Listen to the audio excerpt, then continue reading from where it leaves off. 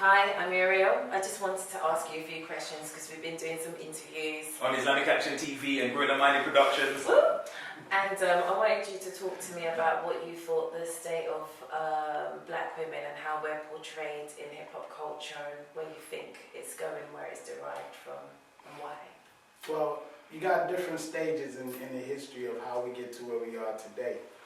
I think, when you go back and you look at some of the experiences in our culture, just like you have bed warmers during slavery and colonialism, you also had that behavior continue to exist during the antebellum period, the post-slavery period. And then you had that continue to go on right up until this present day. Those kind of things go on. I can remember when I was 7, 8 years old, my mother talking to other women in my family and talking about not wearing red and black on a Friday. Because when women wore red and black in the black community, particularly in Los Angeles, that was the symbol to signal to those black men who had jobs that these women were available to purchase sex from, and that was an element that existed in the culture. And so, as a youngster growing up, seeing that, as a young boy, it didn't really register that much. But as I get older, I hear the language that people speak, and I hear the terms that people use. And this is just common speech in my area. What kind of terms of language would that be? Terms of language was wench. Now everybody know that one goes way back. Bitch, hoe, nigger, sissy boy, all of these kind of terms. And these terms were prevalent in our community. This is how people communicated. And when I see hip hop or I see rap come on the scene, rappers used the vernacular that was the most popular vernacular in the community. A lot of our parents used it, a lot of our grandparents used it, and that's the reality. You had a middle class that didn't use it, but that was that. But when you started to see it in the rap music, the terminology was there first. Then, in about 1994, there was a shift. You didn't have many rappers, particularly having women in their videos. Then they started putting women in the videos as just dancers, essentially.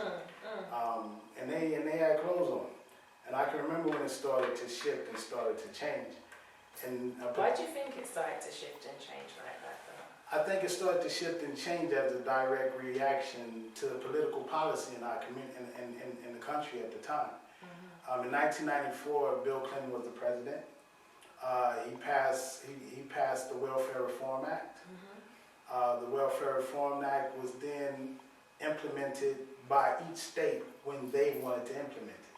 So some states could give people a 3-year grace period. Some states can give people no grace period. And what that meant is people could lose their benefits overnight. So if you was a mother with 5 children, you wouldn't have the ability to pay your rent.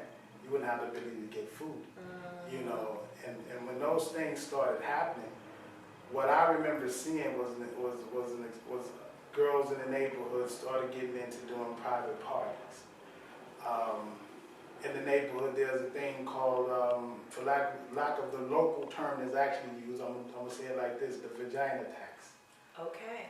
Because being in a relationship in California, it was seen as inconvenient, it was seen as costly, and when everybody's struggling financially, it's cheaper to be separate. It's cheaper to be single. But if you're going to go around certain people's house and deal with a certain woman, she may have a bill that came up. She may have, she might have got a letter that her car note is a month late and she just got laid off or her benefits didn't come in. And whoever that guy is may hear her talk about that while he's sitting there and they talking about whatever else. She's like, yeah, my car note due. And she never says, you got to give me this to get whatever you think you're going to get tonight. That's never ever said. But everybody knows what's going on. Everybody knows what that means. When he hears it, and I know because I've spoken to my peers that's been exposed to this as well. When everybody hears it, like, yeah, she needs some money for a thing, and if I'm looking to do anything and I don't get that money up, it ain't happening. So a lot of guys became comfortable with paying the vagina tax. And so this is the thing that's a direct result of government policy and having a financial impact on our community. The Welfare Reform Act was like financial terrorism in a sense. Even now, in 2015, in the state of California, one of our black female senators is trying to have it overturned because of the effects that it's having on families. And that's part of where this thing started to shift. And then what I started to notice then is how many girls started doing stripping. They moved from the private parties, they moved to the clubs, and then in the different cities, each city can set its own codes. And what you started to have happen, there's a couple of popular strip clubs in Los Angeles. First Kings, and then those of you in LA know what I'm talking about. Y'all know what I'm talking about. And a few of the other clubs that's around. And what happened? They were heaving with women, prepared to do whatever they needed to do. And at that time, men will go and they'd be wearing tracksuit bottoms. You probably say, why wear tracksuit bottoms Why to the do strip you club? tracksuit bottoms? Why? Because the tracksuit is can pull down easy. You can move it Easy down. access. And It's so, not cool, man. so when the stripper It's would not give a lap dance, They can you know, get in. yeah, they got the access, you Yeah. know, and so that's why cats will wear the tracksuit bottoms. And then the lap dances also became more expensive, you know. And what you then had happen is the city tax office put pressure on the strip clubs to make sure that every girl was registered to pay tax. So even the state benefited from this process. So they took away the benefits, but then they also want access to what they generate in, let's say, an illicit activity. However, when we don't have our own viable economic infrastructure, as a people, it makes it difficult to be able to save our own people from those kinds of experiences. And these are some of the things that happen. And this is right around 94, 95. And then at that time, you had an explosion of what we know as the stripper track. Every album had a strip club track on it. And that's because you get a lot of plays on the radio, everybody's listening to this tune, and it's gonna bring in some money. So you think that it's because they're a product of their environment and that's what's come through into hip hop, but does it make it right? And when does the black man take responsibility for their this is what I say. I'm not saying it makes it right. I'm not saying that it makes it wrong. What I'm saying is that in order for the black man to take responsibility, it's not just the black man, it's also his mate. Them together have to create an alternative economic opportunity for themselves. As long as we don't have control of the land and the resources, we always have to work with someone else. And if we can't get equal access to benefit our population in the same way that other social groups get benefits to sustain and take care of themselves, we're going to have these gray areas in our community where things are happening that people are not that proud of and that people don't approve of. However, it is approved of in some contexts because it's happening. Do you not think that the way that black men look at women as objects and the fact that the black man doesn't necessarily always stay within the family circle, leaving the woman to raise kids by herself, you got kids, females or boys growing up with no dad, so they don't know how to be men. The woman has to go and strip so she can go to school, so she can educate herself and even get to a better place. And then whilst you're doing that, you end up on drugs, so now you're trying to make money to even fund your own habit. But at the root of it, when there's no black man present, the boys suffer, the women suffer, the daughters suffer. So once again, when does the black man stop making excuses? Well, a lot of black men didn't make excuses. If you take just the area where I grew up alone, the government changed the tax codes in the area where I grew up. And when they changed the tax code, it forced all of the businesses that was in this inner city out to the suburbs, out to the valley. And this is before they went overseas. And when the businesses all moved out, a lot of the places that a lot of the young people in our community have been being trained and prepared to go and work, the steel mill, the rubber mill, Goodyear rubber plant, the post office, these businesses were no longer available in our community. And when that happened, you had a lot of men feeling less than men. because their ability to be earnest, because we're all conditioned with it. I'm conditioned with it. When I first moved to London and had to come here, I saved up all this money. I had to cut loose the work I was doing in the States and come here. My biggest fear was, will I be able to do what men are expected to do, which is provide. But then I had to remember, and that was a fear. And remember, fear is a choice. It's not a reality. And so I had to remember, first off, me and my partner, money don't make us. We make money. True. So the reality is that it's not about how much money I got that determines my manhood. What determines my manhood is my ability to be a contributor and sharing the responsibility of sustaining my family in whatever degree that is. And that's not a reality that the men who were raising us had. They didn't even have that thought process. I got that thought process because of a particular education. But do you think it helps if we put it out in our music? Because there's other communities, other races who also go through the hardship. There's other communities, other races where the women have to go out and prostitute themselves. They don't put it out in their music and teach the rest of our own to accept it as the norm. That's what we do. Why do we do that? Because they put it out in movies like Pretty Woman. They put it out in films. Yeah. And they have a greater impact and influence upon us than even the music. No, hip hop has the greatest impact because when you learn the song, it's in you, it's in your mind now. Even if you don't like the track, you've learned the song. That's how ABC is a song, in it, so you can learn it. But the dynamic with that is that many of our young people haven't been taught music appreciation. Music appreciation has been taken out of school. When I was in school, I played the trumpet. I was in a choir. I could read and write music. Still can do that a bit today. And when I saw a song and I heard a song, I could tell you if it had a bridge in it, if it had a chorus. I can tell you about the different parts of the song. A lot of young people today can't do that. And the other thing that's a big factor as well is that, Ice Cube, when he left the rap group NWA, went to New York. And when he went to New York, he did something very significant. He came back to LA and he wrote a song. And in the rap song that he wrote, he put some lyrics in there that was necessary for the listeners in LA. And he said, in New York, y'all call it bum rush, but we call it rat pack. He translated.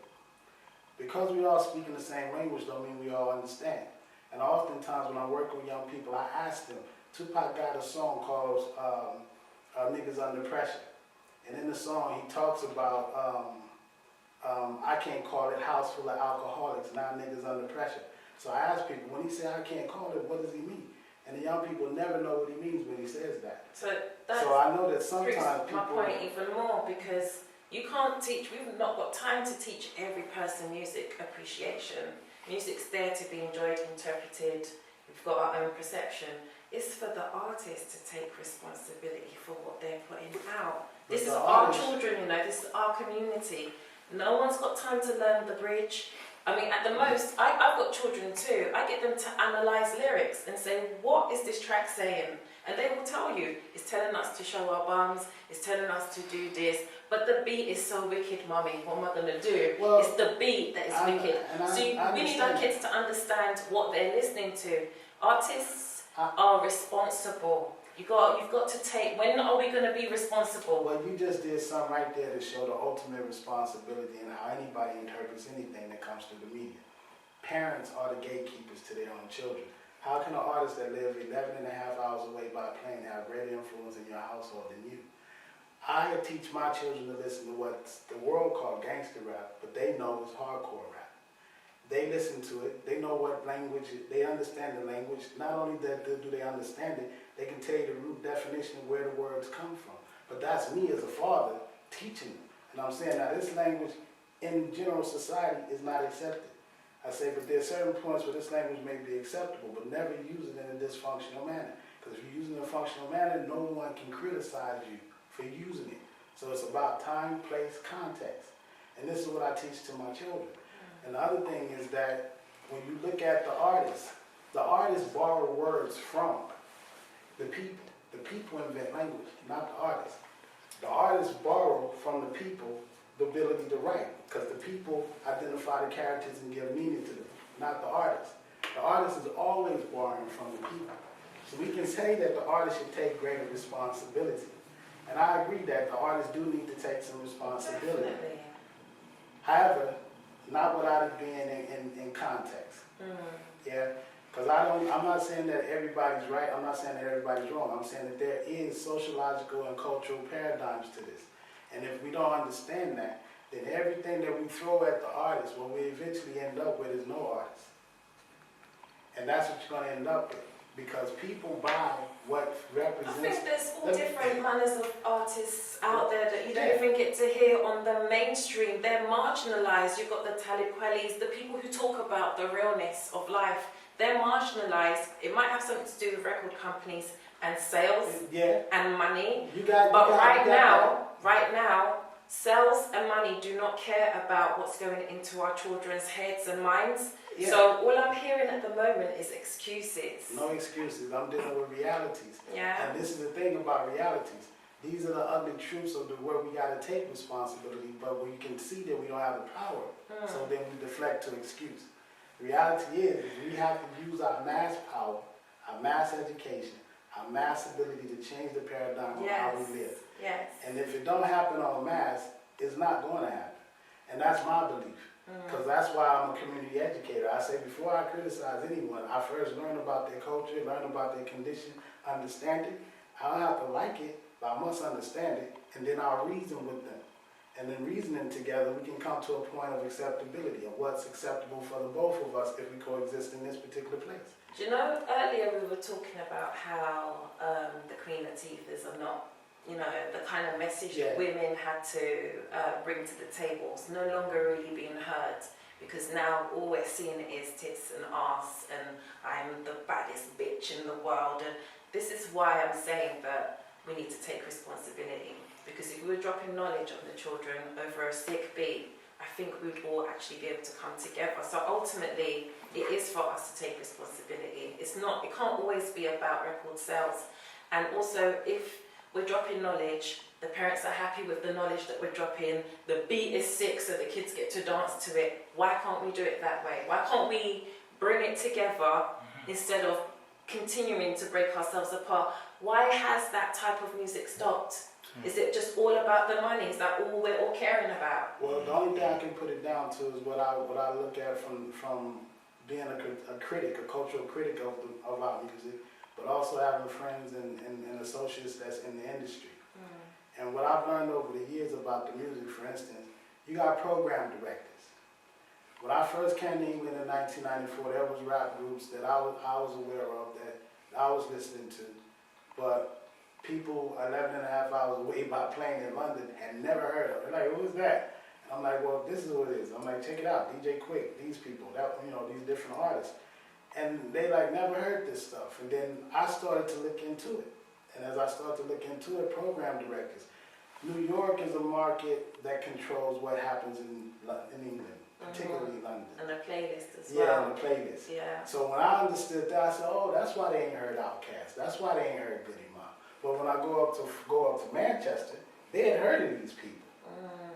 So I'm like, well, how did y'all hear about them? But then people over here haven't heard about them. And it's that kind of dynamic. It's just like New York believing that and propagating that they are the bedrock of where hip-hop all started. When there's elements of hip-hop all over the world pre-existing what happened in New York. What made New York a place for hip-hop to be recognized is that New York was the hub for all of the record labels. And so they were closest to the record labels. It's just like when people think about gangs, they think about the gang perception that you get from Los Angeles. Boys in the Hood, South Central, Menace to Society, all of those kind of films.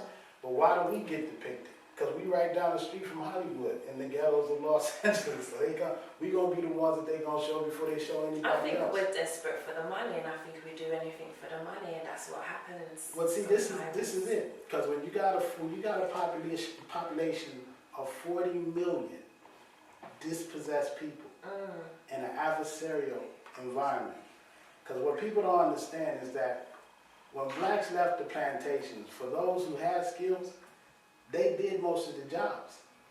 When the industrial age at the very beginning, only people you're gonna find that had the apprenticeship, that had the carpentry skills, that had the ability to do the road works and all of that was going to be Africans.